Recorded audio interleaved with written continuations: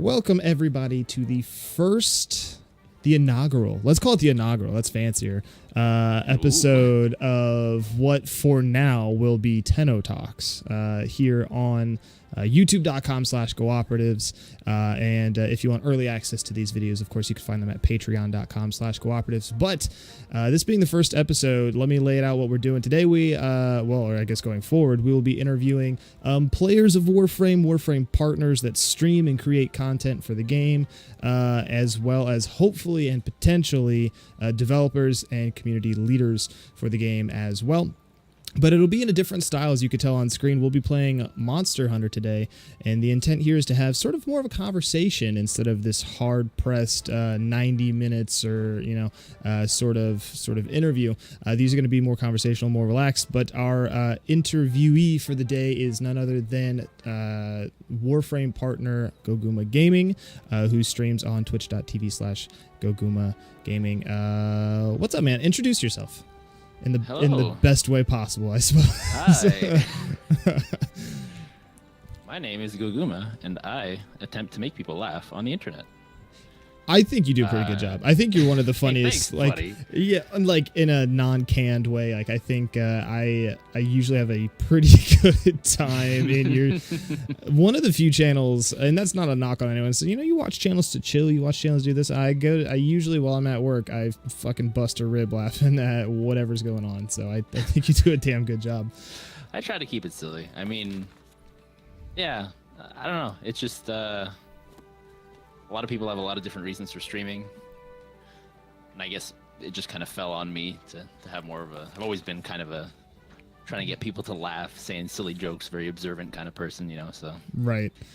That's how it all started off, and then, yeah, that's what I do. I focus on certain games. Obviously, I play a lot of Warframe, and that type of vein of game, I suppose. Action RPGs were always nice. Really anything that you could, that has a high skill ceiling, or...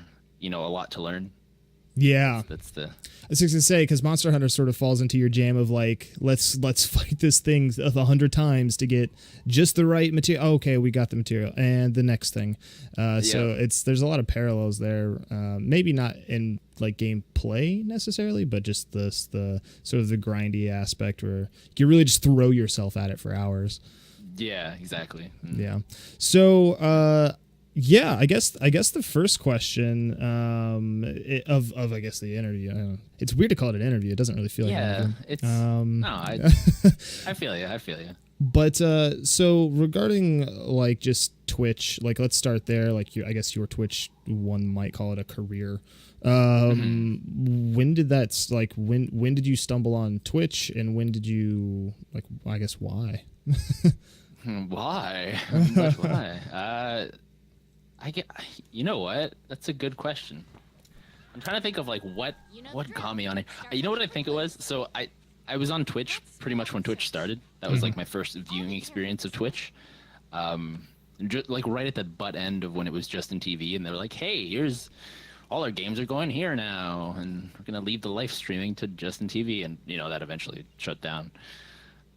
Yeah. But I think how it started is when I was in, I want to say high school, maybe early university, I watched a lot of StarCraft. Okay. And it would always be there was GOM TV, which was a Korean, I guess, telecom or channel or something like that. And Korea is the mecca. Yeah, right. You got fangirls, you got big sports stars all playing StarCraft and shit. And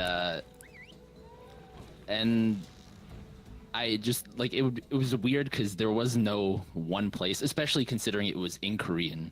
They had two English casters, but they ran on Korean times, and the way you'd watch it was really weird. You had to download their own proprietary GOM player, and you had to watch it through that, and it was this whole debacle. But my friends and I loved it. We were super into it. We played a bit of StarCraft. I never really played that much, but that how some people they don't play the sports, but for some reason it's so enticing to watch. That was right. Me for StarCraft. I was just so amazed at what these guys could do, because I gamed all my life, but then this was you could appreciate this even if you don't play the game. It's crazy. So I loved watching it, and then I think it must have just been at some point they started putting these events, or like a pro player I liked was streaming on Twitch. It was like one of the it was just some weird like happenstance thing, and from then on I just like started bouncing around channels. But it was still pretty early, so I mean even now it kind of feels like the Wild West in a way. But I feel like back then it was like the Wild West, like Will Smith and all, you know, just hella wild. God. Yeah, so I mean that's how I stumbled. That was my introduction to Twitch, in terms of just knowing that it existed as a platform. Sure. But in terms of streaming, like as when I started to actually broadcast, it was very much on and off. I always consider it like a year and a half ago was my actual start on Twitch, but you know, over those 6 years it was like on and off, just dabbling, kind of messing around with the medium, seeing what it was about. I feel like a lot of people started like you know, like 18 months ago. I mean, I was personally, it was like November 2016, so yeah, like a year and a half ago. So I kind of feel like that was the boom, you know. Yeah, I wonder if there was something around that time that like spurred on. Yeah, Overwatch dropped that summer, I'll tell you that much. Oh yeah. Forgot about that. So I have this. I actually have a quest queued up. Yeah, I saw that. Did you just do the first camp? Yeah. Do we just load into the quest and we are both there? Oh, there. Yeah. Okay, perfect. Ooh, okay. Bone Rod. Trying to tell me something? Oh, damn. Hey, man. Should I bring my Bone Rod? So, yes, you should.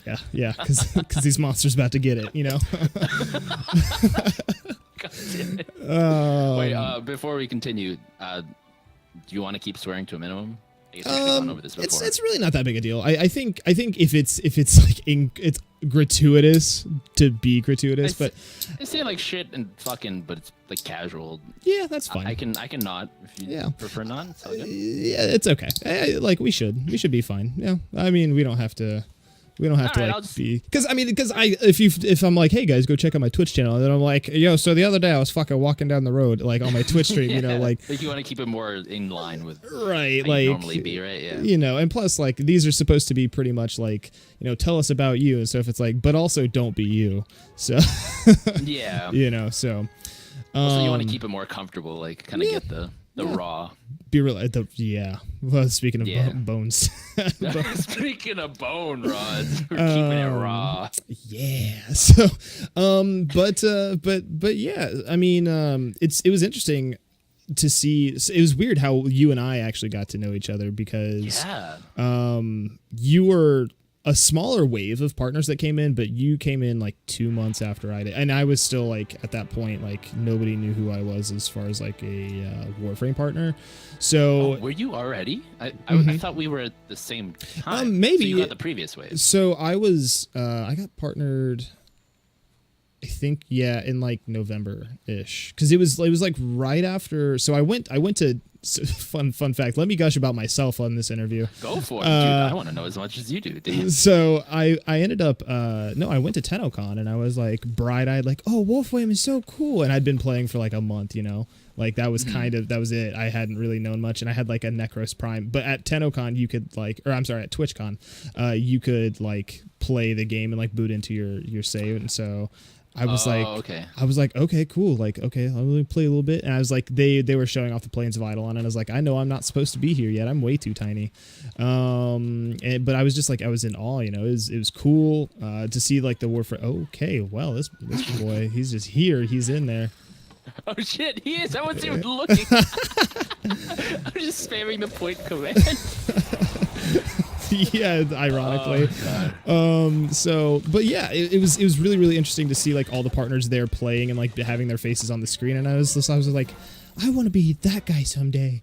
And then like I applied, but like I didn't think anything of it. And ironically, the application went to my junk mail. Like when it came back from Taylor, I was like, it had been like 2 weeks or something, or 3 weeks maybe. And I was like, okay, well, you know, just another sort of dead end. But then I checked my junk mail like on a whim, and I was like, okay. It was like 10 at night. Like I was like just completely taken aback. But yeah, it was November-ish, maybe early December, depending on like when you came on. So, but yeah, when did you get home? So, I distinctly remember because it's kind of like a little story arc. Got this whole lore. God, there's an guy. Anjanath. What the hell? I hate this guy so much. He's Angie, the I'm worst. trying to talk. Angie. No. Oh God. Oh, I thought she just ate him. Okay, it's like She's hungry. this little lore story arc. But my first run-in with Warframe, just like at trying the game, was, I was home, I didn't work, I was super bored, and this is years ago, and I was looking for free-to-play games because I was like, because he was broke. really into MMOs. Oh well, yeah, that too. Of course. Yeah. Broke as hell. But yeah, as a kid, I was like super into MMOs, and if it wasn't WoW or like Final Fantasy, it was like free-to-play shit, So I was always on the search for the next. Oh my God, I'm literally being eaten right now. Let me save you. I'm doing a bunch of not damage. I need to. I'm supposed to be the bone rot. Getting bone rotted. I get it, whetstone. Good luck with that. Yeah. Okay, there we go. Oh Jesus.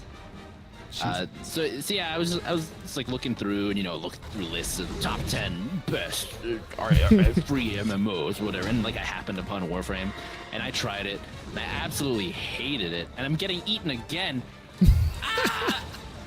Get off me! I'm just trying to tell a story. I didn't ask for this. Oh jeez. Yeah, and I mean, looking back on it, the difference is crazy. How the game was back like 3 or 4 years ago compared to now.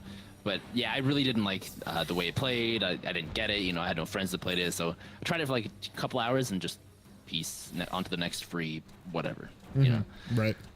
And then fast forward to like, I started streaming on Twitch, but like a lot of stuff happened before I finally tried it again. But when I started telling myself I'd take Twitch a bit more seriously, I went to like meetups and found the local Toronto meetup, and the people, or who was it? It was like Rebecca and Megan, and then there was other people from DE there too, but jealous. I didn't recognize them at the time.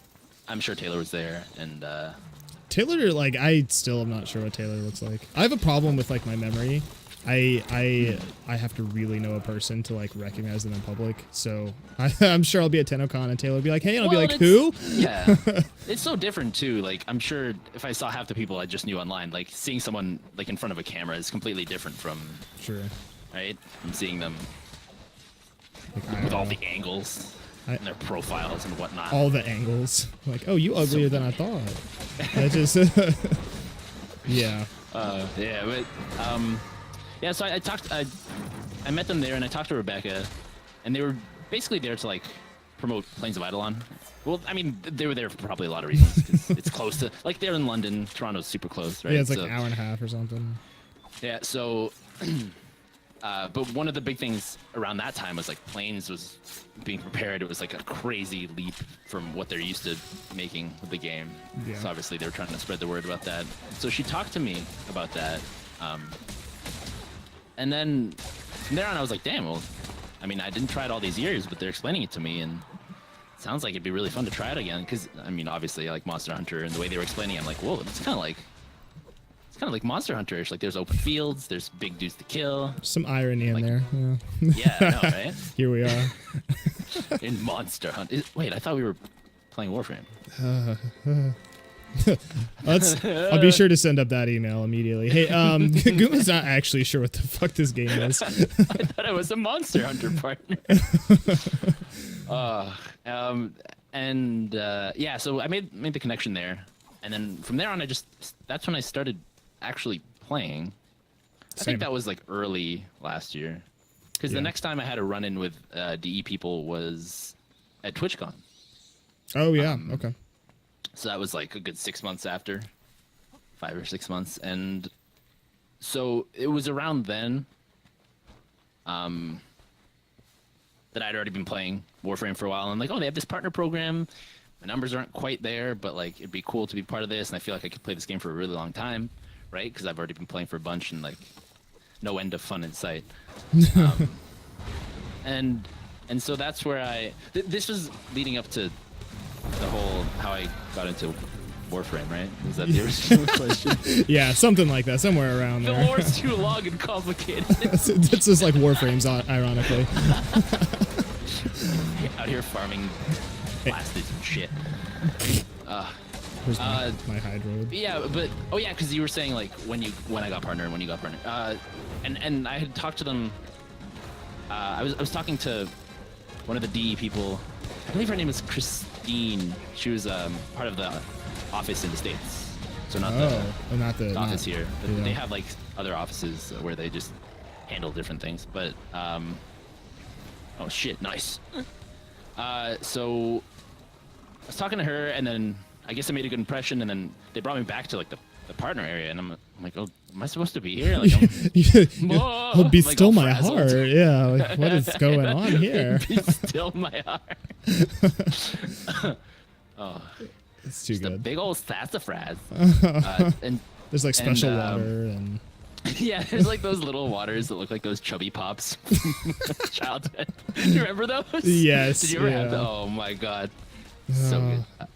That's all I I'm want. just partially fat instead of fully fat. Yeah. Thanks, chubby. Thanks. Thanks for fixing what my parents couldn't. You know. Yeah, of course. Fucking Jesus.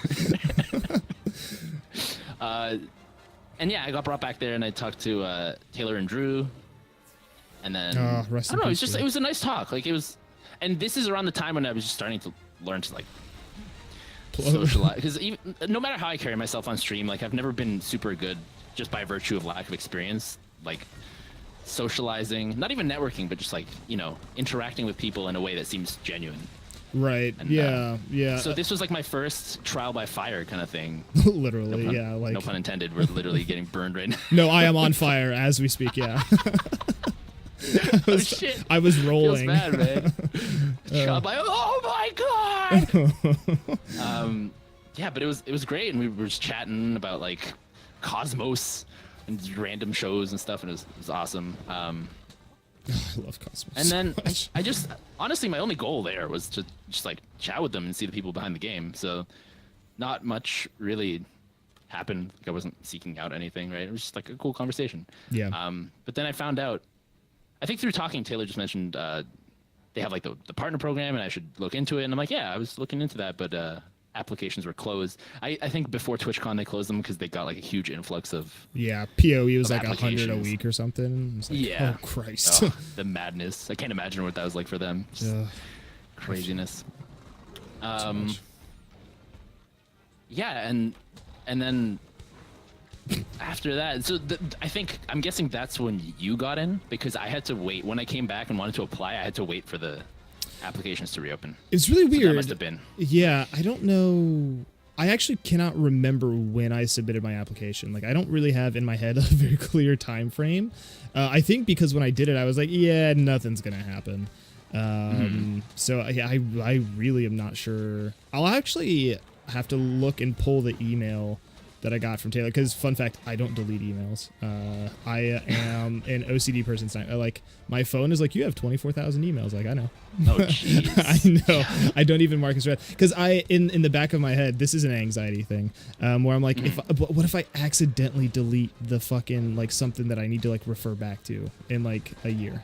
Like, so I just never delete it. And you never go back. It's like a cycle. Yeah, no, that's quite literally. If I don't click it, it'll never disappear.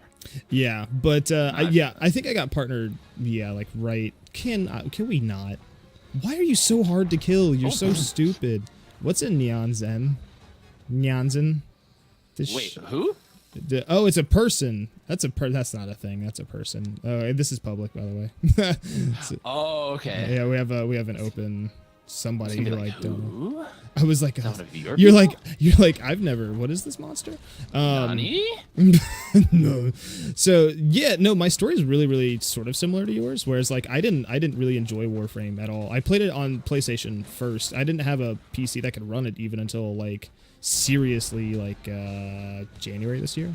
I didn't have a PC that could run it well. Like I was running it and streaming like super low quality, but oh yeah, that's Like you were on one PC? Yeah. Like trying to stream it also? Yeah. Nah, yeah, my GPU was like a 970, I think, which was like fine, but I was running like the game at like lowest settings to be able to stream it too. So, but yeah, I got it and I was like, this is really like dense. It wasn't that it wasn't fun to play, but there was a lot of like I would be running missions for like an hour and I was like, but what's the why? Like why? Yeah. What's the point here? You know, like it's like it feels good. It's tactile. Like there's a lot of neat stuff, but like I don't understand like why I should care about doing any of this.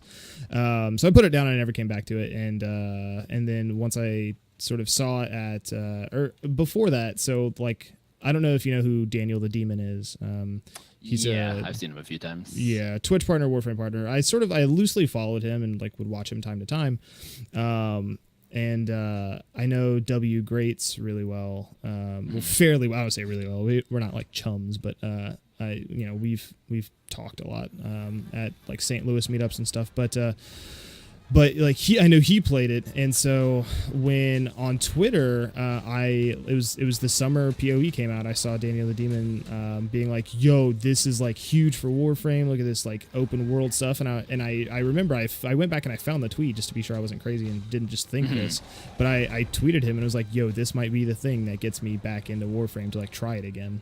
And yeah, so like I started sort of playing it a little bit once PoE dropped. I started getting into it.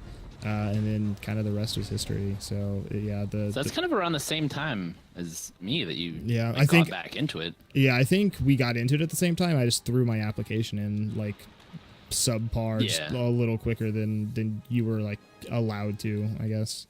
So. Oh yeah, I mean, sometimes it's worth it if you feel like your content speaks for itself.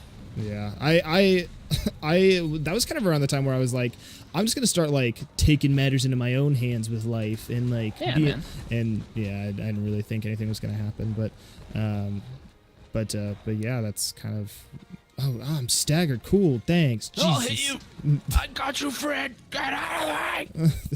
Jeez, yeah, dude, right. why is he so hard to kill? I don't understand this. I don't know. I'm hitting for like 0 damage. I have no idea how to use this weapon. Oh my god! I was hoping you would just use a bow. I'll swap. But yeah. So realistically, that's kind of where that went. But it was kind of actually it was nice that you organically like went into why like what got you into Warframe, because that was like one of the questions is like like why Warframe. But knowing that you sort of like that that style of gameplay, and of course it's so dense. Like I'm still learning, and I think I have like 600 hours. It would by far is like not. Anything to shake a stick at, but at the same time it's like there are people that have way more in the game than I do. So wow, falling boulders, GG, really, hell yeah, got him. I'm really just looking to cut this tail off here, please. Me too. Thank you. I'm trying my best. You can't fucking reach it. Come on, me chop. Yeah, I need more slash damage is really what it is. My impact and puncture are just doing, Warframe joke.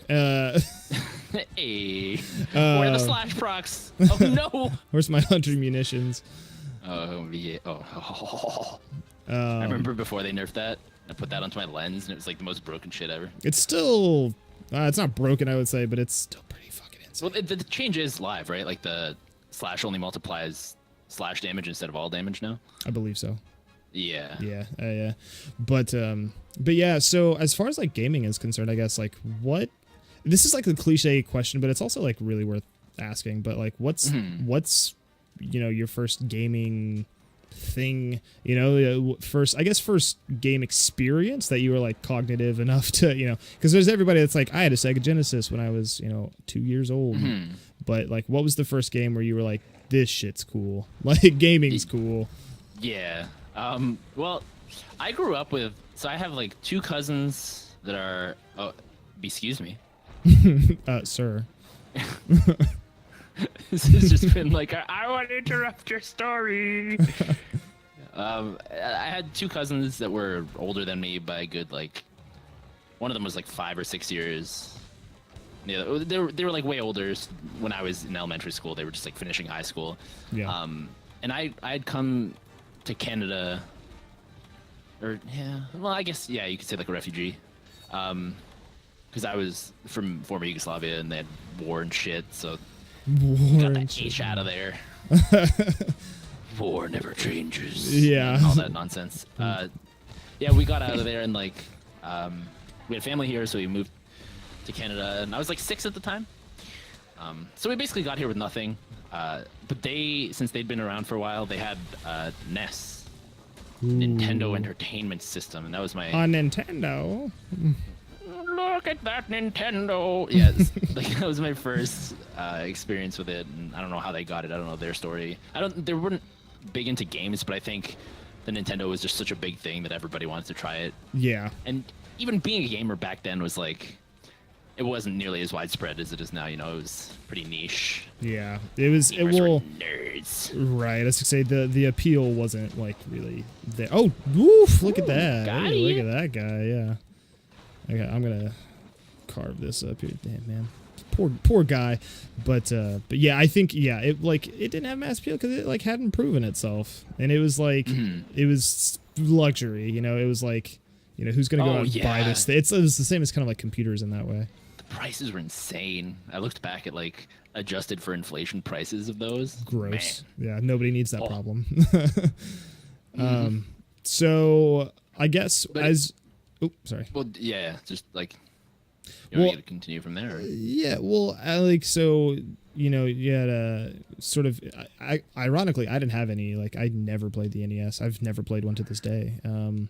But like, as you grew up, did you just sort of follow that, or was it like, you know, family members, friends, like, had these things, and eventually I was like, yeah, N64. Like, what was like your first owned experience? I did ride the train of like hand-me-downs through my cousins, right? So they had remember those fat Game Boys, the originals with like the black and white screen? Oh yeah. And it was like, basically, it was a brick. Like, it was a weapon. Kids should not have been allowed to hold that. To wield kill them. Other kids with it. Yeah, they had akimbo Game Boys, where they're just dual wielding.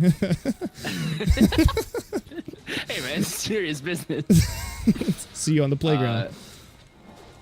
But yeah, so it was that plus my dad had bought, because I mean, so we were fresh to the country, you know, everybody's trying to get jobs, and my dad did IT related stuff or like computer related stuff. So very early on, we got like a really shitty computer. You know, those they had like infomercials and like 10,000 programs included computers, like old school. The hard pitch. So, yeah, as if we needed all this garbage that cost them nothing.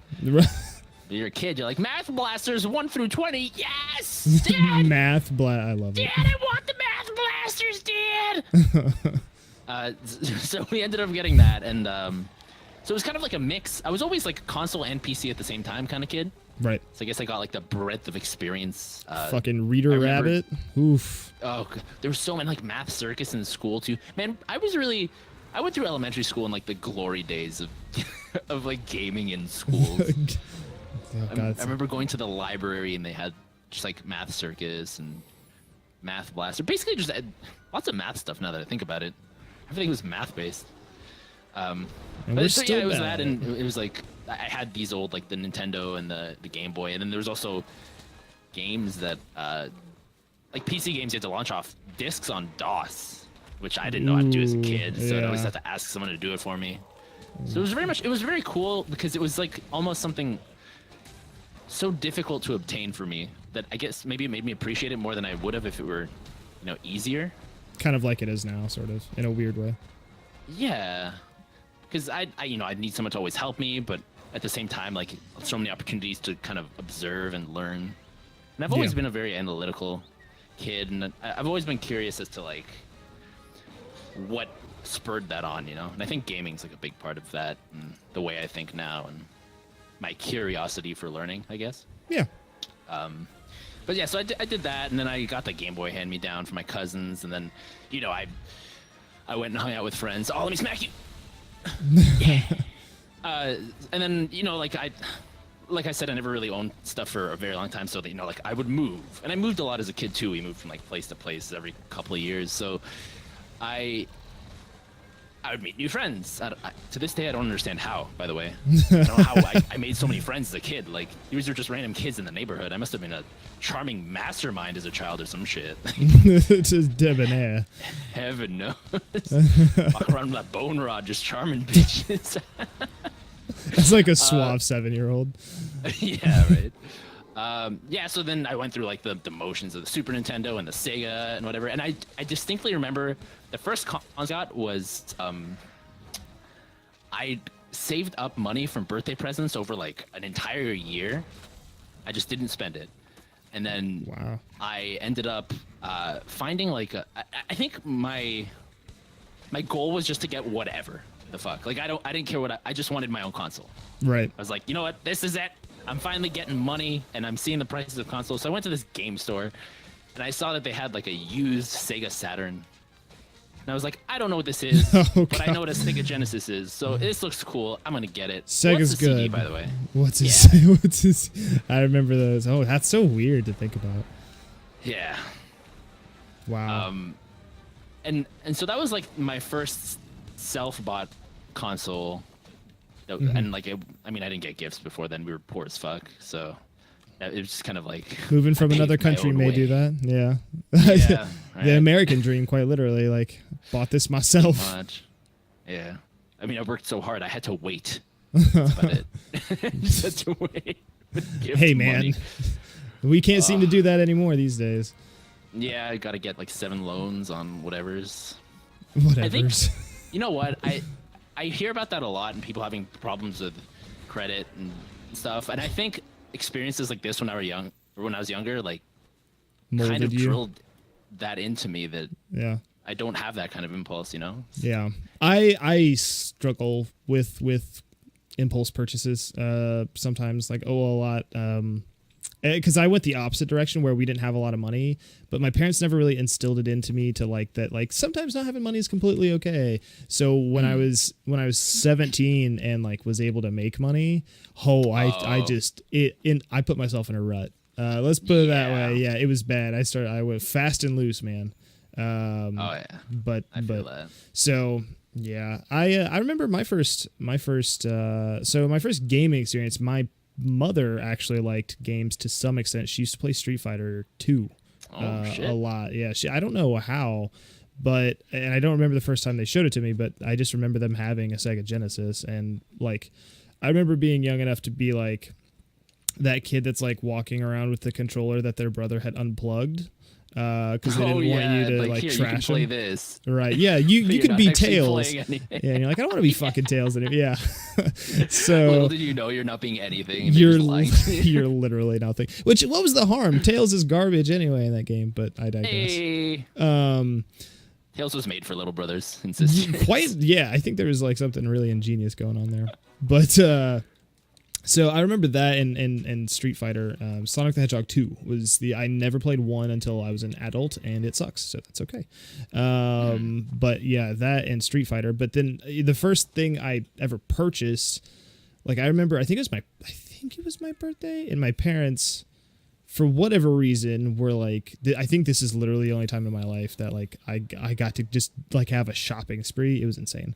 But I got an N64 and Smash Bros. Oh wow! Okay, and that's a good one. Yeah, Some would say it's pretty good. And I don't think to that day I'd ever really played a Mario game. I can't really recall ever having played because my dad was like not into Mario at all. And I think the only Mario did both I your parents played.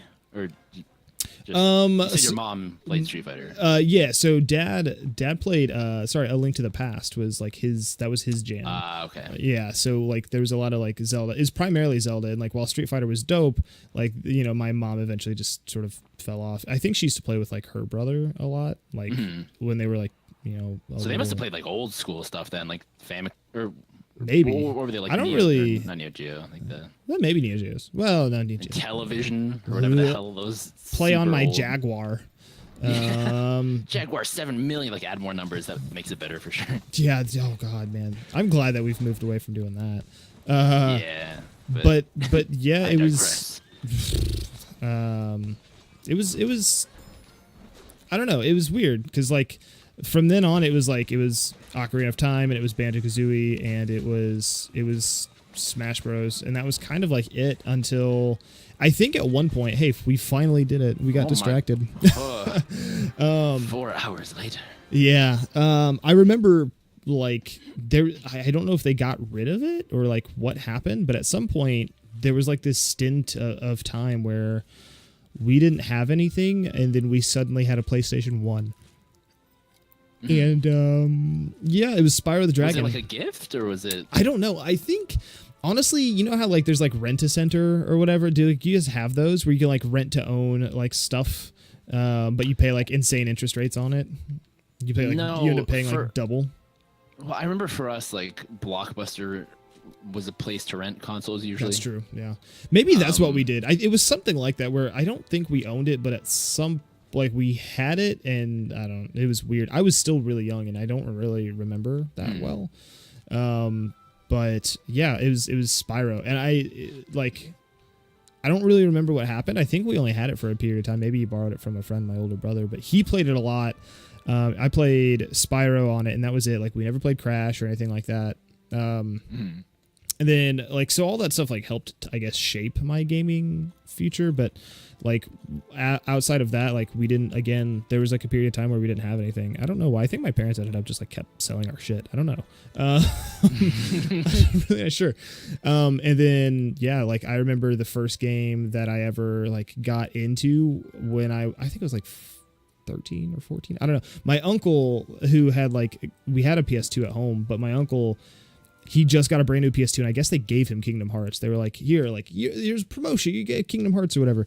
And I want that job. Give me that job. Giving you games. And he was like, I don't like. He just wanted to play like racing games, and so he was like, I don't know what this frou-frou Disney anime guy girl thing is, so you could I don't want this, you could take it. And I was like, okay. I mean, it's got Mickey Mouse on it, it's got Goofy. How bad can it be? Probably pretty bad. And so yeah, like that's just kind of what happened. And next thing I know, like, you know, I'm sucked into Kingdom Hearts, and that was like what got me into, I think that's what got me into like a lot of games, but RPGs, like kind of specifically because it's RPG light. But yeah, it mixes in. That was like a very different game for me for its time. I say for me because I'm sure if I went into the more like Eastern, I know Japan had like a lot of old games like that, even that eventually spawned stuff like Monster Hunter. I don't know of those games. But. Right. Yeah. Yeah. As for like my formative years, yeah, it basically boils down to like A Link to the Past, and Banjo-Kazooie, and like Kingdom Hearts are like, that's kind of like, that's the lineage of me playing games. Yeah, it's super weird, but it was the thing is, it's so weird. Like when you ask me to go through my history of gaming, there's so much shit. I grew up playing so many games, and it was such weird circumstances. It's kind of like I was almost like a boy of the night, just going from place to place. Like I'd have a friend with this console, I'd hang out with him for a couple months, so I'd get an experience with this console in this game. You would use him. I would use him, I'd abuse him. He'd be like, you never do anything around here, and I'd just be like playing his games. But that Metal Gear weird. though. Yeah, no, but it's so weird thinking back, because like it's such an asshole thing to do. But when you're a kid, like you don't care. You're all just having fun, and like. Well, and you like don't worry about like the politics of being a child. Yeah, generally you're not like games. Billy doesn't like me anymore. He just likes me PlayStation. Like you, like as a kid, you're just like fuck whatever, you know. No, like, you just pick up the phone. You're like, hey Billy, I want to play this fucking game. You want to come play? And Billy's like, fuck yeah. And then his mom's like, Billy, don't swear. And Billy's like, sorry, mom. Billy don't swear. Slaps him on the phone with a fucking Game Boy. Oh Jesus! Don't give Game Boys to your kids; they're dangerous. No, yeah, they're it's like throwing bricks through walls. But yeah, it's like such a pure experience, you know. I like always reminisce about my formative years. I like how you said that, formative years. It's very formative, yeah. Formative, but like games are like a huge part of my life, and there's too many. Like damn dude. Yeah, there's. I I mean, don't want this to go on forever, but I could like just go in. Yeah, I mean, I remember like I remember experiences for every single console that I ran into, and it's just like all these memories shooting off in my head. Like it was good. It was, if I had to just summarize it up, it was beautiful. It was a beautiful thing. yeah, I would agree. Yeah, I mean, like everybody talks about like, you know, a lot of really bad games, but there's, you know, there's like, I remember in Resident Evil, like I didn't play Resident Evil 2. Like that's the one a lot of people like really reference hard. They were all on PlayStation, right? Yeah. So Resident Evil 2 was actually N64 as well. Oh. Yeah, okay. It's very, very weird. Bone tree under development. The fuck is this? Okay. I don't know what that Oh means. my god. Growing boy. But yeah, like my older brother played like Resident Evil. That's because I haven't started. I'm garbage anyway. Yeah, so like he played Resident Evil Code Veronica, and my parents were being like, "That's too gory. You can't watch that. You need to go to your room." And I was like, "Mom," you know what I mean? And so there was a lot of like, for me, there was experiences like that where I was like, my interest kept getting piqued, and then I remember Metal Gear Solid 2. Is actually my favorite Metal Gear Solid, which is super not a popular opinion in any way. But Metal Gear Solid 2 was like my jam. It's because it's the first one I got to touch, really. Like I knew of Metal Gear Solid 1, but again, it was like my parents were like, it's too gory. And so Metal Gear Solid 2 was the one that I like wasn't supposed to play, but I was like, this game's fucking cool, so I'm gonna play this shit. You're like the badass, the rebel. Yeah. My Mom, parents dad are asleep, so you're just like exactly. Well, and my parents like they were sort of crazy in this weird way where they would always be around at the worst time, like during the worst moment of a game, to be like, that's too violent. I'm like, God damn it. Oh my god, I feel that so much. God yeah, damn. like so they did you play like Metal Gear Solid 2 at all? So for most of that generation, I was on the N64. Fair. But I don't remember what Metal Gears I did play, but I did go back because I kept doing this thing. It was like fiscally completely stupid. But as a kid, I didn't give a shit. I was like, this game's on this console, I want it. So I'd always go back to like a GameStop or something and just trade in my current console. Right. To get the other one, I have to pay a bit more, or like trade in some games on top of that, right? So I did that with the N64 back and forth a bunch. But I played 1 and 2. It's just too far back to remember, exact. Right. Stories or anything like that. So but, I mean, it was pretty gritty, like for a kid to play. Well, yeah. It's like army story and like blood. I'm gonna, if you would like to play your bow, you can. I picked up a mission I think might be a little tougher, but I'm not sure. Okay, I'm gonna switch to Sword and Shield because I've been using it, so I will be better with it. Yeah. Yeah. So like Metal Gear Solid 2, like PlayStation 2 had, it was very gory. Like there was a character named Vamp. He's a vampire. It's whatever. So he's sort of a vampire. That was kind of in like Dominatrix equipment. Or you can't see this, Mantis. but yes, that is. I was just to say no. And Psycho Mantis was Metal Gear Solid 1.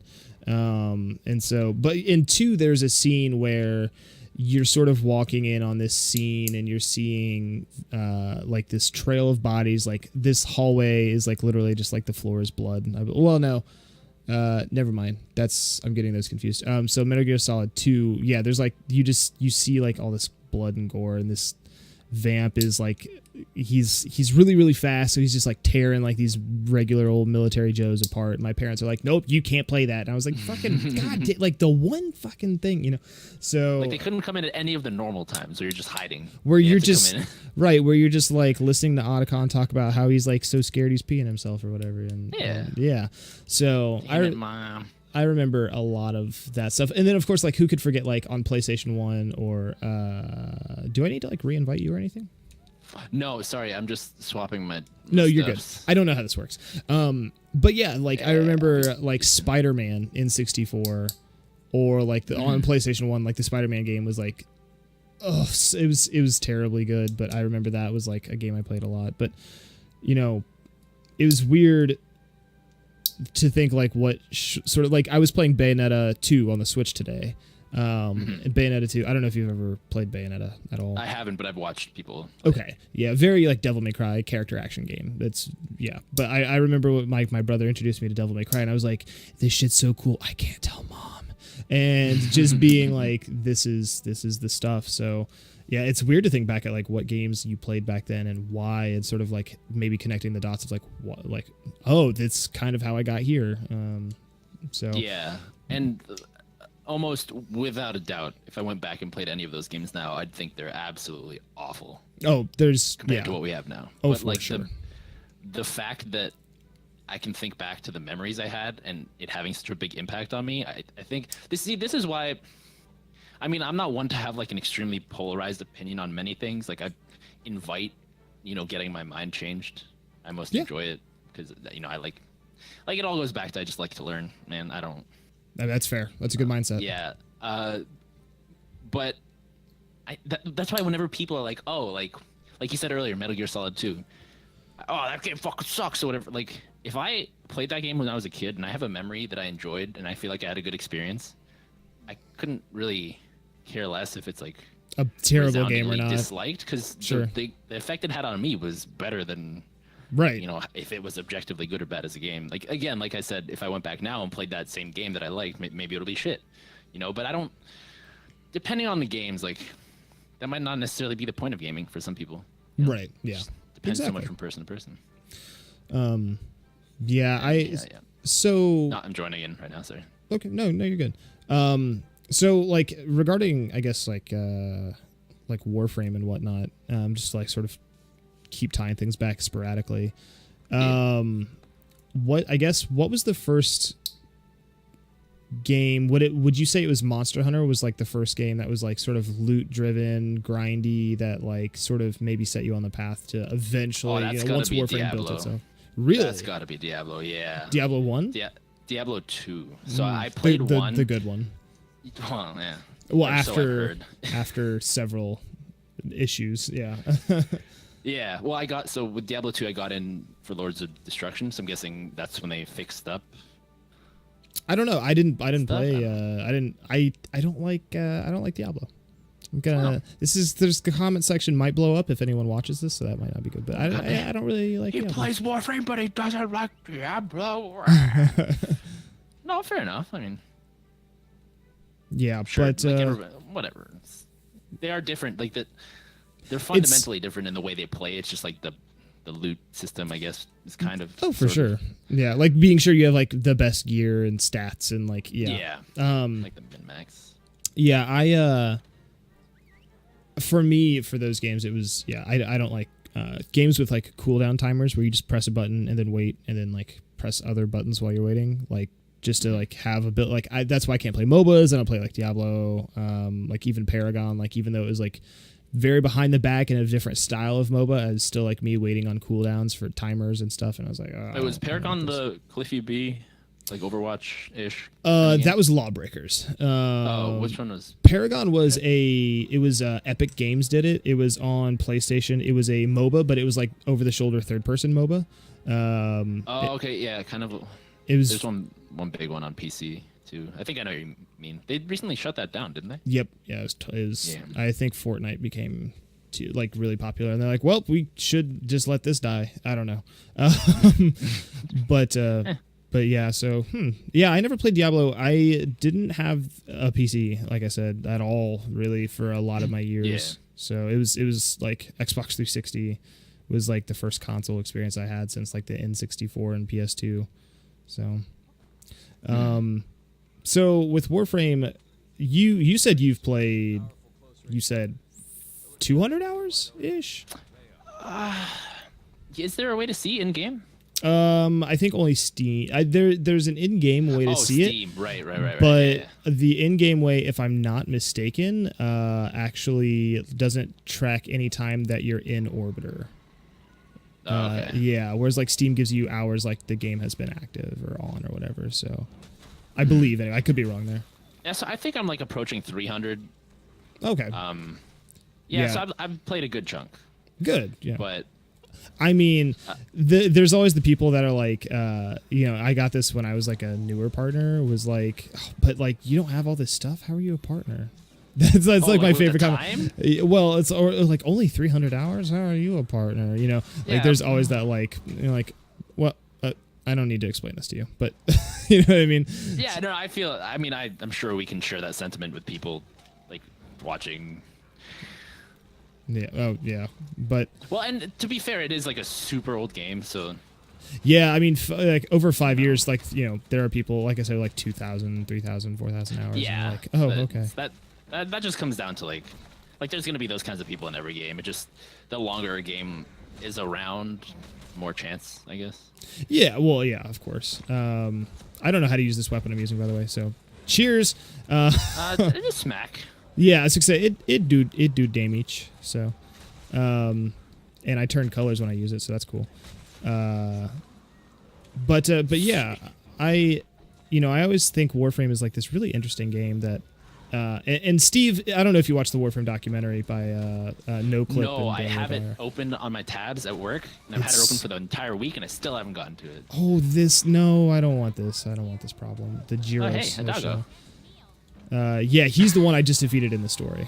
So I nice. Yeah. just beat him. But yeah, so in there, Steve sort of talks about it, where he was like, when it comes to player retention, it was like a Marvel game that he had sort of, I think he'd either spoke to or he read a segment that discussed player retention in games, and there was a section where someone who I'll need to like put it, somebody in the comment section probably will correct me, but he had mentioned that this team had revamped the intro to the game, or like the way the systems worked at the beginning of the game, like 3 times they had iterated on it, and every time they looked at their numbers, and like the retention rate never got better. Like it was always like people would boot it up and like bounce off, and like the same percentage of people would stay like logged in. And like I thought that was kind of fascinating, because we just talked about how we both ended up starting the game at one point and going, not for me, and then like came back, you know. So I think that's kind of interesting, and he mentioned it where he was like, you know, we could try to tweak all these settings for these new people, and you know, put so much time into the fact that it may not really matter, or we can start making things like valuable and tweaking things that the people that have been playing for 2,000 hours maybe are looking into. And I was like, that's like, I have 2 minds on that. I'm like, I think that's like good and bad. But yeah, I think that was like an interesting anecdote for Warframe. I think that game, it's really weird, like because I refer to it and it sounds really stupid, especially if like anyone over the age of 45 is ever gonna watch this. And if they don't play games, like my parents are gonna be like, what? But like Warframe sort of like changed my life in a weird way, where it's like, you know, like I never would have met you if like Taylor or Warframe wasn't like, look at all these new partners. Like I wouldn't have, you know. And then, you know, here we are. Like I just reached out to you on Twitter and was like, hey man, congrats. That was it was weird. Yeah, we can go on about that after, so just so I don't derail too much. But that was also like a crazy, just the whole lineage of that. You know? Yeah, well, and it's you know, like the way that Warframe, like obviously my Twitch channel, I'm like, you know, we are hitting milestones and meeting so many new friends on the channel and stuff like that in like a really sort of crazy way. And, you know, TennoCon's going to be insane, that I'm meeting so many friends there that, you know, I've made because of Warframe. Like just like putting everything in perspective, it, you know, the game has introduced people into my life that have tempered the way I behave and showed me parts of myself that I can work on and change. And without the game, I wouldn't have met those people, et cetera, et cetera. So like, there's this nice trickle down effect where it's like, wow, like the sort of mass impact this game has had on me, like in a personal way, is really weird. But like, that's kind of it. Like that's what games do, which is like, you know, you surround yourself with like-minded people who like the same shit you do, and things happen. Yeah. Well, I mean, with the way everything is set up with Warframe especially, and how community driven they are, I don't think it's as far-fetched as some things to say like it's changed your life. Like, I know you say that a little bit, like I know it's kind of weird to say, and I guess depending on like the medium, or even within gaming, like the game is kind of odd, or it's very niche. But with Warframe, it's one of the more like reasonable assertions to make, I guess. I mean, I could say something similar just because of, you know, like the story I was talking about earlier with Trial by Fire, talking to the DE guys at TwitchCon and all that. Like, so many opportunities like that to just kind of expand on like make like so improve many facets yourself of your life. and yeah, exactly. Yeah, like I agree with that a lot. And I think TennoCon for me will also be one of those where it's like, okay, I'm getting out of my comfort zone. I normally don't go out of my way to like talk to people and you know what I mean? So, but yeah, I mean, we can sort of circle back, you know, the way we met. Yeah, I mean, we've never met yet anyway. Yeah. But yeah, it's super weird. Yeah, I think it was either Taylor. Taylor usually does that on her account rather than putting it on the Warframe account, but I don't know. But Yeah, somebody tweeted that you and a few other people were new partners, or that there were new glyphs. I'm not actually sure. I think it might have been the glyphs. Maybe. Well, actually, I don't know. I do know it was either she blasted that or I said something and she responded. And then I think maybe. Either way, Yeah, you saw maybe her that was say it. something and then Yeah, I was and like, oh, shit. I was this like, dude? congrats, man. And I made a concerted effort to like hop in your stream, and I was like seriously that was impressed. I mean, and like the crazy thing is, so I don't know if this is like a thing you were doing on Twitter or if you were just trying to break into like, when we were talking about getting out of our comfort zone, was that kind of like that for you where you're like, I'm just gonna go chat up a bunch of people? Or Sort like, of. Yeah. Well, and my Twitter presence as of the past like 3 months has always been like, I've always been like either really reserved or like fairly negative on Twitter, where I only tweet about things that are like I think this thing is shitty, and then like just tweeting about it. And so that was like part of my concerted efforts to start having like a really positive outlook on Twitter, and like trying to like make Twitter a place where I'm not just like being a shitty person. so yeah, I was like, let's meet new people. If I'm gonna be like a Warframe partner, I should probably try to like make a concerted effort to be like a presence in the community and be welcoming and things like that. So but yeah, like that was kind of part of that for me. Okay. Yeah, it was really cool because like, you know, sometimes it's something as simple as that, right? Right. Yeah. Like like you said one thing, and then the entire time we've just been kind of playing off what was essentially just yo, grats. Yeah. That's all it took, really. And I mean this is like obviously a success story in my books of like human interaction, but for every one of those, and I think this is why a lot of people get kind of deterred. And, you know, failure is never fun or rejection is never fun. But right. For every one of those success stories, there's like hundreds and thousands of like either nothing comes out of it or like you have a negative interaction with somebody. Or, yeah, like the common internet thing now is like you try to interact with somebody, you check out their channel, and you guys just don't like click as people more than that's anything. Okay. Yeah, I mean, absolutely. That is bound to happen, but it's obviously not a fun feeling. So yeah, and I've been there to where, I mean, this is a struggle I have as a streamer. This is a struggle I'm sure everybody at some point has or still has as a streamer. But it's like getting over that barrier of like rejections are going to happen, things aren't going to work out.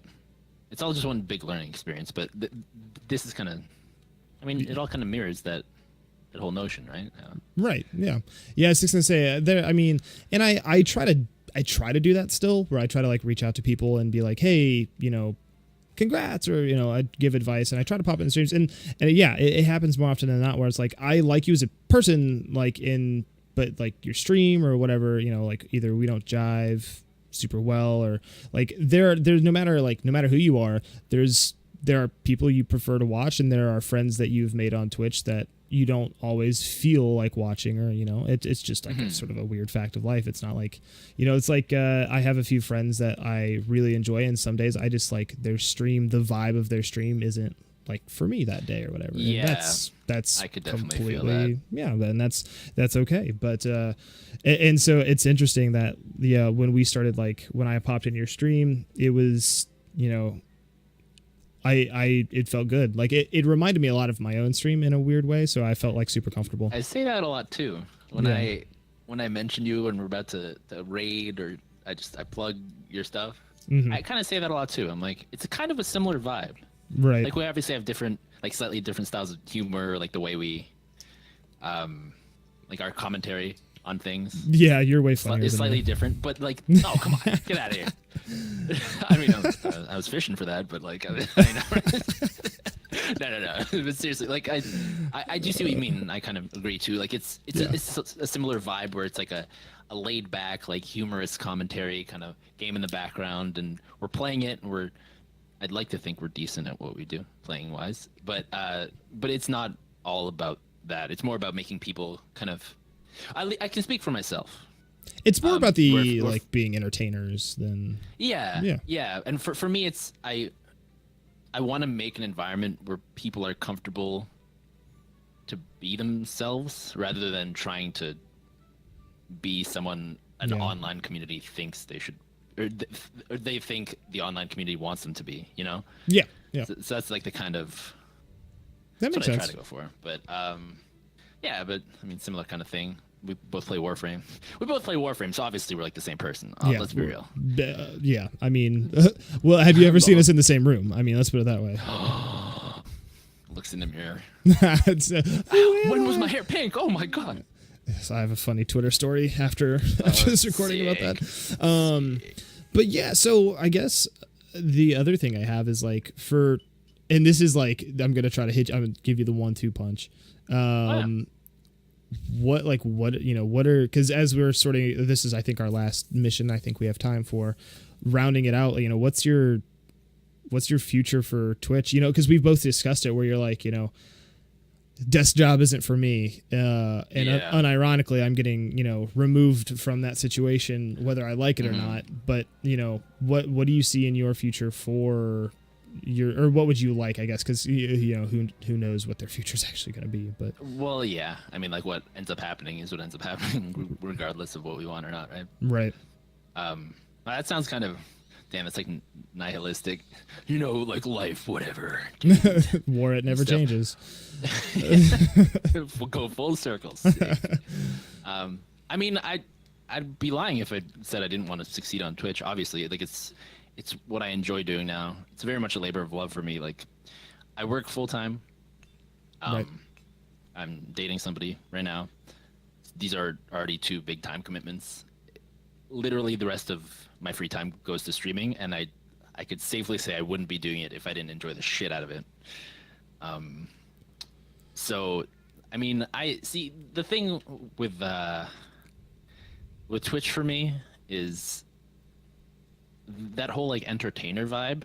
I feel like I feel like that's me, I feel like I'm in my element, and before Twitch I didn't have an outlet for it. So the way I act on stream is the way I would act like around family, around friends, like at family functions, and I would always be the one to like make people laugh or just like kind of, I don't want to say like, if I just say I was the funny guy, sometimes that brings connotations of like he was such a jokester, he was such a like it could have some different connotations to it, right? But I was never really like huge on being in the spotlight or anything, but I did enjoy kind of bringing good vibes with me, making people relaxed and all that. Yeah. So wait, what was the question again? Your future, your future on Twitter. Sorry, it's so hard to play in like fucking. I'm just played both. I'm just going Where's through my bone monster? files. Oh, sick. Okay, I'll pick my bones. Yeah, I don't even know where you are. I don't know. I'm in some kind of forest made of sand or some shit. Made of sand. Okay. Sand forest. Source. Hey. But I found a monster. Yeah. So like it's. For me, it was one of those, like, everybody wants to think they're, oh yeah, I want to be a big Twitch streamer and all that. But like, I mean, even if I fail, I feel like I'd want to do something very similar. If anything, Twitch has just kind of shown me sort of the capabilities, open the door. What I enjoy doing. Yeah. Because I'm fully aware that, down the road I might not be on Twitch. Sure. Who knows? Twitch might explode. Yeah, I was going to say, like, that's always the thing. Twitch could just not exist in 5 years. Unlikely, streaming could not but exist. We could just, like, internet could be deleted from the earth and whatever. If we're going to go super unironically crazy. deleted, yeah. But it's just, I don't know, like, before streaming, I was so lost. When I was a kid, I don't know how I got in my head, I guess, like, just external influences, seeing what other people are doing, like seeing what my parents expected of me and all that, which was never a lot. They were never like, you got to be a doctor or something. But you know, I like for some reason I got into my head that I wanted to be an engineer. And that only happened late into high school because like I said, I played games most of my life. Right. So like I never really thought about future or careers or anything like that. I don't think a lot of us did for a little while, at least, or like realistically. Yeah, until like I was forced to. Right. You know? Yeah, when high school's like you have to start. Yeah. Okay. Yeah.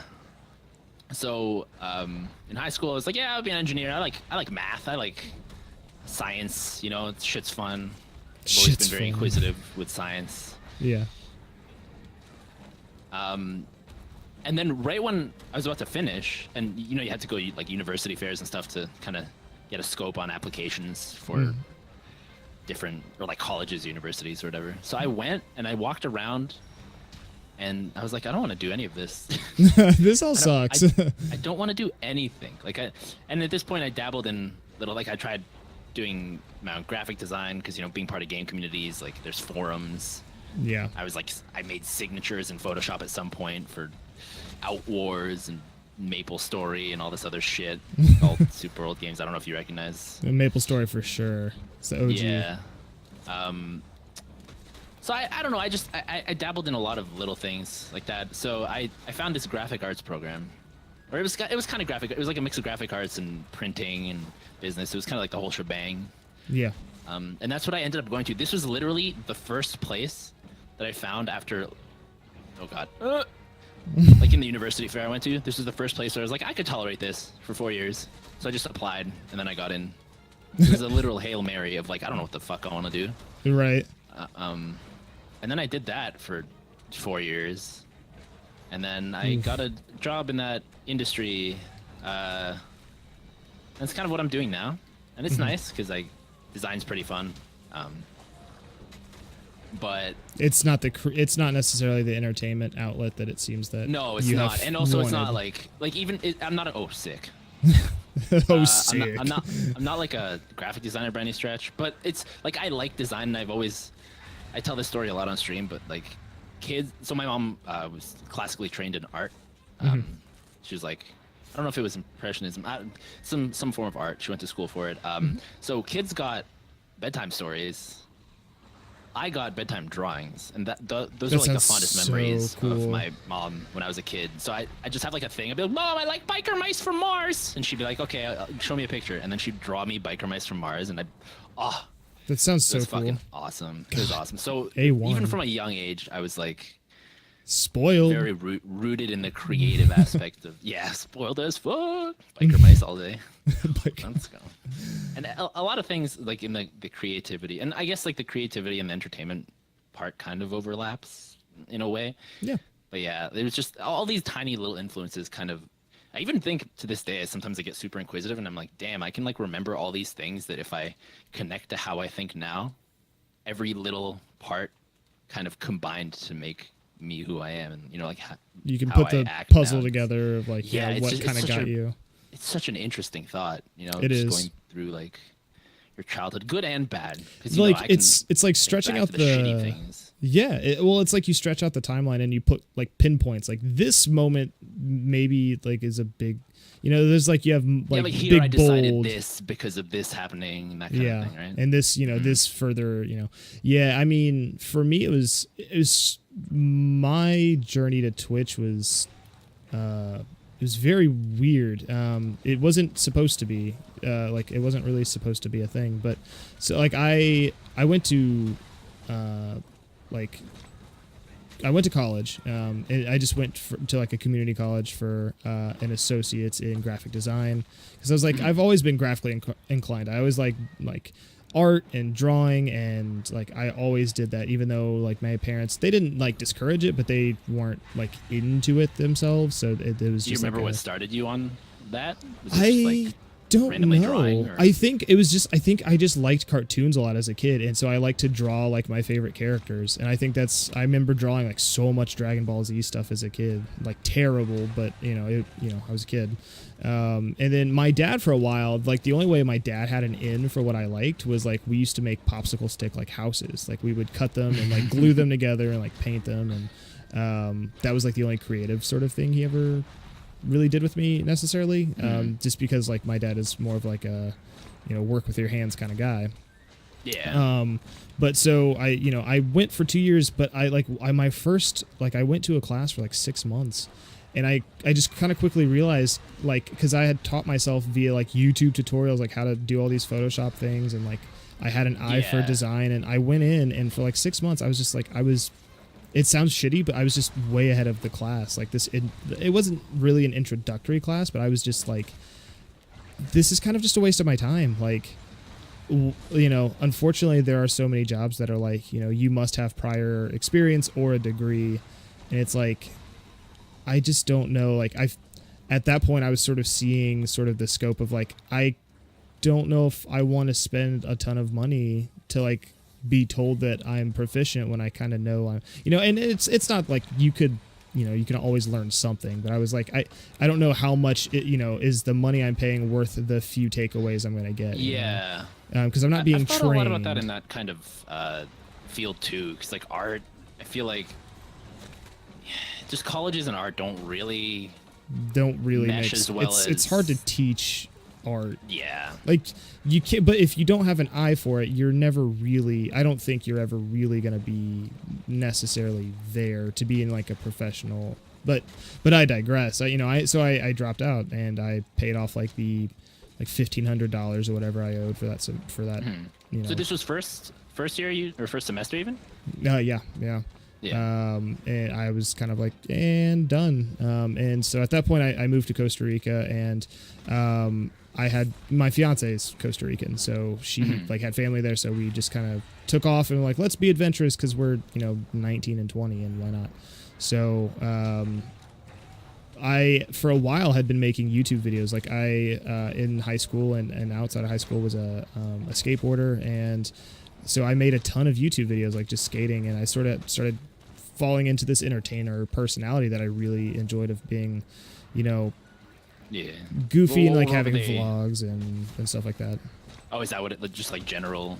Yeah, I would do montages and stuff, and that's kind of how I taught myself how to edit, hence like the graphic design and all the art stuff. Again, I just taught myself how to do things in programs. It's real easy to get on Google and go like, hey, there's an effect I want, can I find a tutorial for it on YouTube? It's not hard. And so we would make I made like tutorials on like how to do tricks, or like I would make montages, but mostly it was a lot of vlogging and like, hey, we're going on this trip to this skate park that's like 3 hours away and stuff. Just straight dropped him. Jesus Lord. So it's raining. It's raining Rathians. Oh God, that's a nightmare.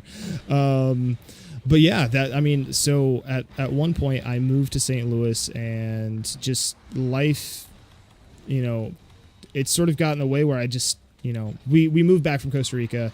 We lived here for a while. I still continue to make videos, and things picked up on YouTube, but like there was no money in it. I was getting 1,000, 2,000 views on videos. I had like 5K subscribers, which on YouTube's like still tiny, but it was like there was something there. So we moved to St. Louis, and that's my favorite, I swear. We moved to St.Louis, and for a variety of reasons, I just sort of like eventually phased out of like skateboarding. My body couldn't quite do it as much anymore, and it wasn't. How old are you at this point? I was 22. I was 22. Okay. Yeah, I You ended way later than me then, because I also skateboarded a lot as a kid.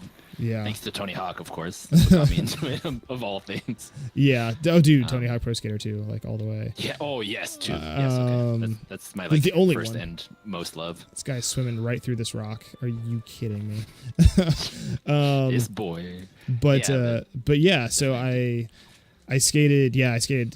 When I was in Costa Rica, I skated. I did a lot of vlogs. I still uploaded videos while I was in Costa Rica, and then we came back. But life got in the way, and I met a friend at Best Buy. I ended up training him because that was where I worked, and I trained him. And we both really liked Game Grumps. Shout out to Game Grumps.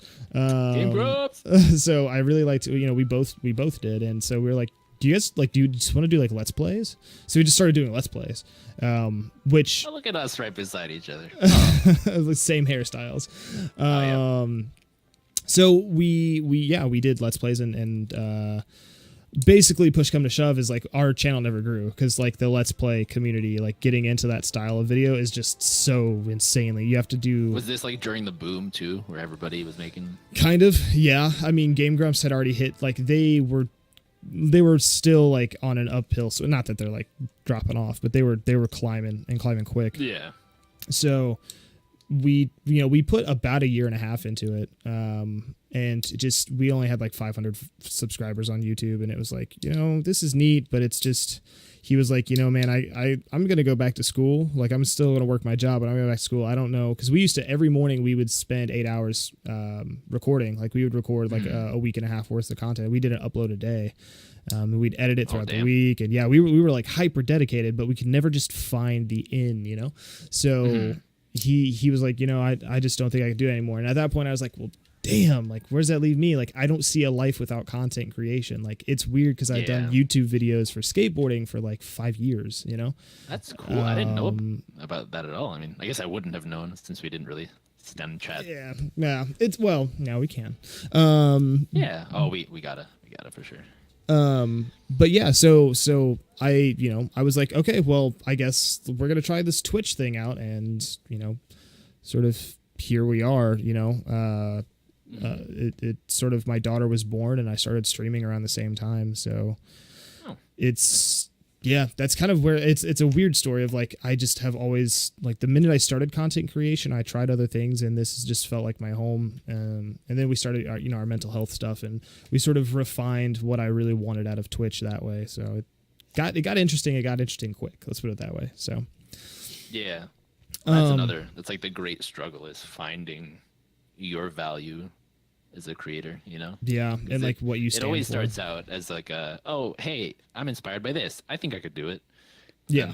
And then you seeing how you change it up, based on your personality and yeah, like how you make it your own instead of just being, just one of the many, one of the millions of content creators out there. And, I don't think I'll ever be like super huge, but I'm proud of where we are. So, and it's been great to see like where, your come up has been. Cause I've noticed like, because we've known each other, what, two months now, maybe 3 months. Maybe I don't think it's been 3 months. Was it before the new year or is it after? Maybe it was before. It was around then. Yeah, maybe. But yeah, I mean, it's interesting to, I don't know, to kind of see all the pieces sort of come together, if you will. But yeah, man, it's crazy. And there's I'm sure we could go on for like hours about just we'll have to have you back on like post TennoCon. We'll have to do like a post TennoCon. Like we met and it was crazy. I'm vlogging during TennoCon, so are you? Oh hell yeah. Okay. Yeah. No, we could do like a roundup because is it your first time? Because it's gonna be my first time. Yeah, it'll be. At TennoCon. Okay. Yeah, it'll be my third convention, my first TennoCon. So it'll be cool. But I guess the last thing, just so if people did listen this long, just to tie it back to Warframe, what's your favorite Warframe moment? Whether it be like just like a memory you had, or like my favorite cutscene or story beat or thing I've done. Oh man, do I have to choose one? Damn. I mean, yeah. This is okay.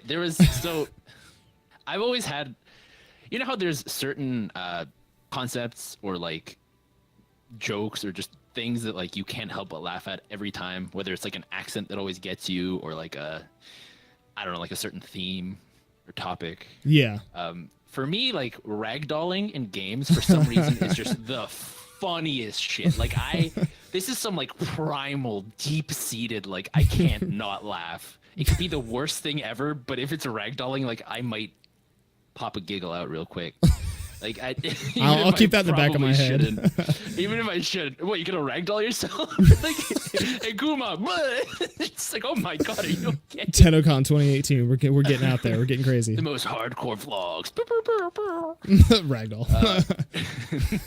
But a lot of the early stuff, and I have like so many clips. And these are like I'm a very small streamer right now, right? Like I haven't been at it that long, but like these are also some of my biggest clips because I think it was just like the raw like joy of discovery, and also it's ragdolling, so it's hilarious. So I had this one point. It was like super early. I chose the MK Paris, Mark 1 Paris. Oh, people will kill me for saying MK1. Oh, dude, everyone says MK1. You called it MK, it's Mark 1 noob. Okay, all right, sure, whatever. Okay. But so I had the Paris, and I was Volt, and I was just like dashing around this. I forget what kind of mission. It must have just been exterminate or something. But it was like very empty, and there was nothing for a while. So I just had this music going on in the background. I was like, getting hyped up, just blasting through the empty map, and then I slide in through a door, and there's just this one lone dude I see in my peripherals, and I flick, and I'm like, ugh, and I like a panic, and I shoot him, and he just goes straight up and gets pinned up to like a what are those closet things that they have, and he's just sitting there swinging, and I burst out laughing because that was like my first, like before that I didn't even know the bow pinned enemies, so that was the first time I was just like, what? And it was like the build up to it, was like the whole like I'm bullet jumping, it's all intense, and then I stop, and then just full stop, like what? And also the point where I found out that you can like air kick people. No, yeah, it's so stupid. And they just completely ragdoll. Yeah. I swear, put anything. Every like funny moment that I immediately think of in Warframe is to do with ragdolls. Like in those sniper nests in the plains. Oh god. When you just like shoot them and then they go through the mesh and just like fly off into the distance with the arrow. Yeah, like, doing the playing in the simulacrum when you like shoot something like, you know, the Boltos or something, and they get caught on it and they just fly off. Yeah, I think that's one of my favorite things too. We had a clip. I don't know if we clipped it last night where I was using. I don't know if you've played as Nasia. But he has his 4 is like a CC ability where spears come out of the ground and impale enemies. Ooh. And the enemies, they have this, usually enemies that are close to walls have this tendency to just freak out. They just like because the way, I guess, the collision, like the spear impales them and holds them there, but they're like colliding with the wall or something, so they're just like blah, blah, blah, blah, blah, like just like freaking out, like scooting across. No idea what they want to do. It's I think my favorite thing, so I'm definitely with you there. Like it's the best, any ragdolling, but yeah. In Warframe, I mean, it's so funny. That, and like it's so weird because Warframe was on so many levels like so different from what I'm used to liking. Like I said earlier, you know, Diablo 2, like that's kind of the closest, like what got me on that trend of the grindy games. But I was never really the kind of person, outside of maybe WoW, because MMOs like blew my young mind, to like play a game for just hundreds and thousands of hours, you know? Right. Like, and games that, it's weird. On the surface, they seem like there's nothing to them. Like you were saying earlier, and this resonated with me too the first time I played. It's like, what am I going for? Like, I get it. Like, you got all these things, and like I'm doing an hour of missions, but like, what? Like, why? You know? Right, yeah. And that was in the old state, obviously. Like, it very different from how it is now. I've watched videos too, and I'm like, this game may as well be a new game. Like, that's how different it is. Yeah, we're on Warframe 3 at this point. Yeah. The reckoning, redemptioning. Reckoning with like a W, just because you have to come full circle there. Oh yeah, it's like Xbox original edgy. Yeah. But like, so not only, I mean, it's surprising me too, because sometimes I'm playing the game, and I'm like, based on my history of things I like, I shouldn't enjoy this, but I do. So I have to like delve deep and like, why am I enjoying this so much? Why am I having a good time? Oh god. It's like shattering my perception of reality within myself. Like, I don't know myself anymore, but I'm having so much fun. Like, I remember that, dude. Like, I remember coming up and being like, I don't think I could ever, I'll have to be a variety streamer because I don't think I could ever just play one game.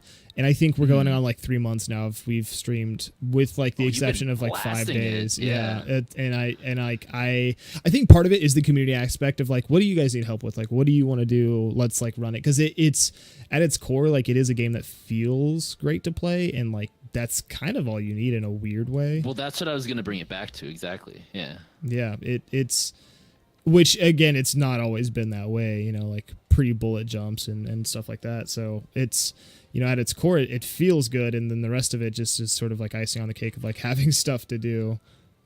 Well, and that's one thing that the thing is, like, with a lot of games, I really enjoy the gameplay, but then I run out of content fast and I just stop playing. Yeah. Or the opposite, there's a lot of content, but I'm like, I can't stand playing this game. Yeah, that actually, it's almost always one or the other, I feel like, anymore. Just the way like open world games or like stories are.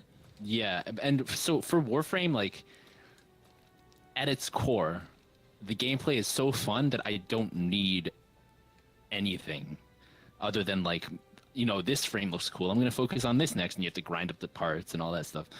But on top of that, like, some of the later story missions and all, like I mean, I was watching Tiger Stripe today. First, thanks for the that tweet, by the way. I wouldn't have even found his channel if it wasn't for you. Oh, Tiger's cool, yeah. That was really, I love that, the vibe there. But he was doing Eidolon hunts, and I was aware of Eidolons. I tried them once, but like watching him do it and seeing all the stuff you get from them, I was like, oh, I have to. Well, I have to, and like I keep on discovering things in Warframe that I didn't know exist. So it's just to bring it back, like it's the gameplay's there, and I could play just by the feel alone, like the sound design, everything kind of comes together to make you feel like really good playing the game. But then also there's like, I feel like there's still a bunch of stuff I don't even know exists in the game that I will get to eventually to do, you know? Exactly. Yeah.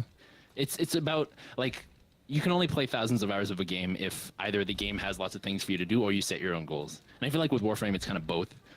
So like, you can do whatever, or I'm still discovering shit, you know? So like, I mean, 300 hours in, I have at least double that, if not more. It's interesting to talk about, like, how they've perfected the RNG, like, oh, like I need these relics, but these relics I have to like, I want the prime frame, but I have to get the relics first, but the relics are RNG, and I spent 3 hours tonight and only got 7 relics, and only one of them gave me a piece I need, but you know what I mean? Where you're like, that's 3 hours of like, you're maybe a fourth of the way to the thing you want or whatever, and like, but for some reason, whereas in some games, like, you'd be pissed, for some reason I'm like, it feels good still. You know? Because playing it, like, especially again if you're playing with viewers or like playing with friends, you're just like, and you have it's whatever going, and right, you're hanging out with your friends. Like if I were to sit and try to mainline Warframe, like, and I've tried it, like just playing by myself at home without friends on pubs, I could play for like an hour.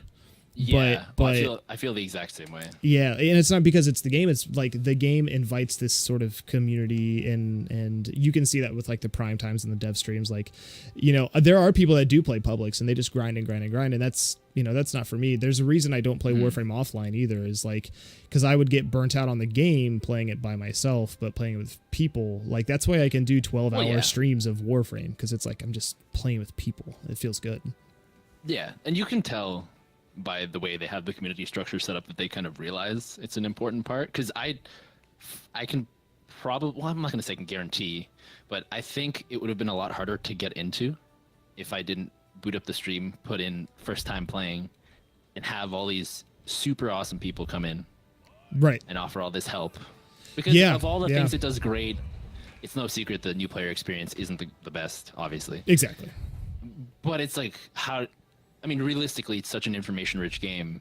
There's so many points of failure. Like, you gotta not overwhelm the player with information in a game that is overwhelming with information. Like, you know what I mean, right? It's kinda, exactly.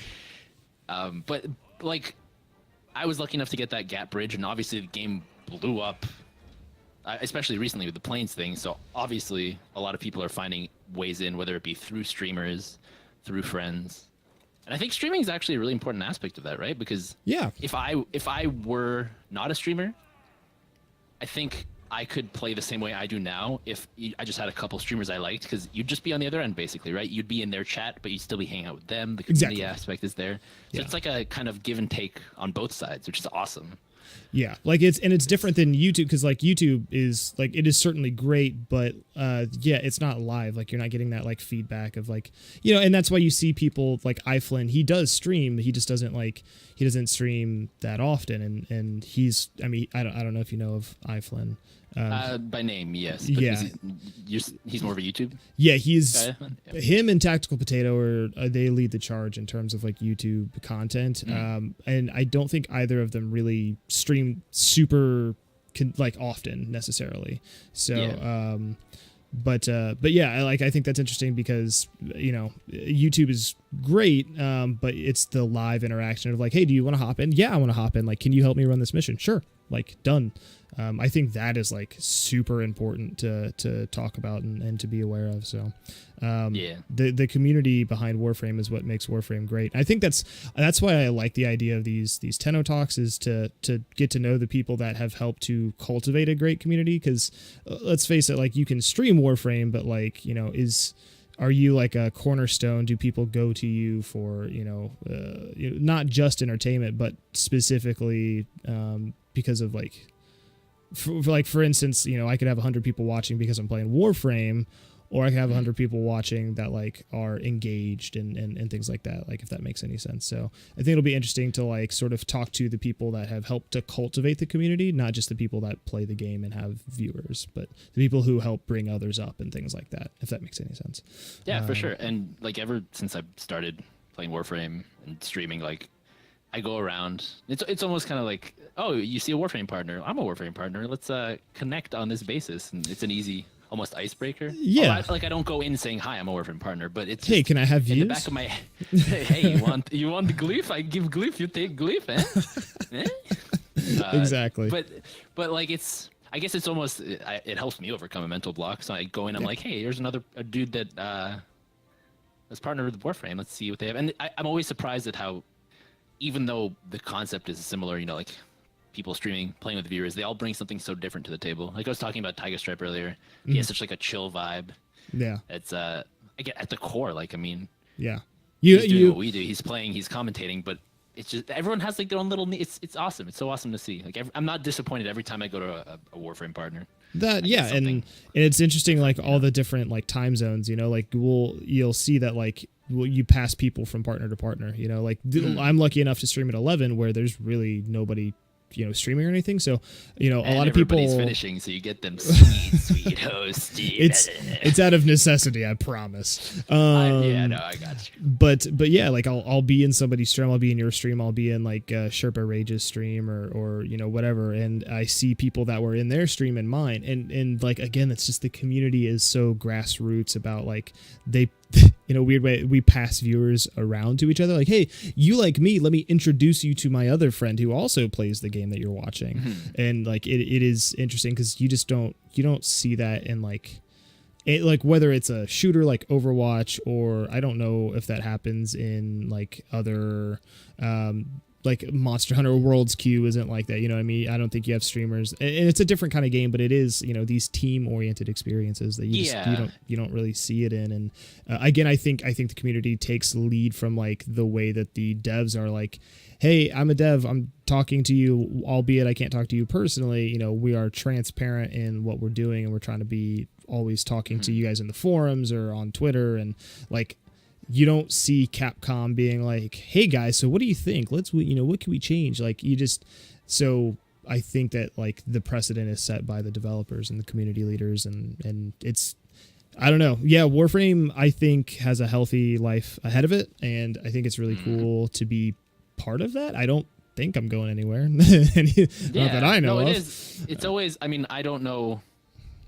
chicken or the egg, what came first. Like, I don't know if they were always community driven, or if that came from like noticing how things were panning out. Seemed like I can both. definitely say it seems like they know what they're doing, because the focus on community, like it's like a perfect storm. It works so well together. Like you said, passing around like chat communities within Twitch from partner to partner. Like, you don't see that in other games usually. I think, or like, at least in part because the game itself doesn't facilitate it. Like, if I were to play some super hyper competitive, like shit, even Rocket League or something, if I were to play it just something competitive where it's not so much like everybody come play together, let's farm some stuff, let's, I guess my entire point of that like 6-hour ramble. I have trouble organizing my thoughts sometimes. Oh, same. That's kind of the beauty of this format. Yeah, I'll trust your chopping up skills. Oh, I doubt I'll be Make me chopping not much of sound anything. stupid. Oh no, Fair no. I think we're gonna leave it full podcast length, well, potentially. So, Sick. But yeah, I guess it. Wow, you know that feeling when you say the point of the ramble was, and then you forget what the point of the ramble was. Yeah, that's why I be sure that I always form my thoughts. I always be sure I don't have a point so that it ends whenever I want it to end. If I never have a point, I'm never wrong. I can never just be this bad to myself. Yeah, no, it's just it works so well, the genre with the way the community is and the medium being Twitch, that like I have it's a perfect storm. Yeah, positive like what you outlook. said. Yeah, it's a perfect storm. Yeah. So, well, I think that's a good place to wrap it up. I think, man, it was fun. We did stuff. I crafted things. I think I found a new weapon. I actually really I dig the Buster Sword. So it's cool, man. What is it, and why is it the Bone Rod? I'll give you Angie two reasons. Tried to eat me like 4 times. Yeah, man, you were pulling aggro. That was good. You did good. You did good stuff. But yeah, I think this will be the end of episode 1 of Tenno Talks. I think this was a good first episode. I like the format. I like what we're doing. Maybe to focus some of the questions maybe better. But I think I don't know. I think it was good so far. We'll see what the community thinks. This will come up first on patreon.com/cooperatives. If you throw us $15 over there, you can get early access to the video. In this particular case, it'll be early a week. You won't see it on YouTube, but you'll see it on Patreon a week before it comes out on YouTube. If you don't have the money to spend it, it's fine. It'll come out for free on youtube.com/cooperatives. Just hang out for that. I don't have a tentative time yet because I don't want to release content and then have no content for like 3 weeks, and then but yeah, stay tuned, guys. Sub to the channel, youtube.com/cooperatives, and I will see you guys in future videos. Be resting assured, of course, we're gonna have Goguma back on here soon, TM. So yeah, yay. Eddie, you want to plug? I live by. We have to. Do you want to plug yourself before we head off? Sure. You got a cork? I have a bone rod. Oh, give it to me, Poppy. Okay. Yeah. Hi again. I'm that other disembodied voice you've been listening to for the last X hours. Yeah, you can find me at twitch.tv/Goguma Gaming. Goguma. And then I'm also on Twitter. Same thing. That's about it. We have a Discord too. It's linked through the Twitch page. If you want to check it out, hang out offline there pretty much all the time. Heaven knows I need to pass the time during work. Yes. Yeah,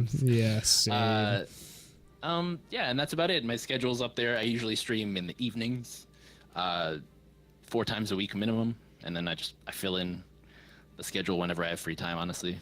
And until I no longer work full time, that's pretty much how it's gonna be. So hey, thanks for having me on. It was really fun. I really like the format. It's definitely very comfortable, very laid back. Yeah, like I wasn't actively thinking about like, oh god, this is an interview. Like, it was. I liked it a lot. So thanks, dude. Thanks for being here. Thanks for being the pilot. You are the pilot. So, of course. Thank you. Yeah. So, all right, guys. We will see you on the next video. If you guys have suggestions for who you want to see on the next Tenno Talks, please leave it in the comments below. Of course, please be realistic.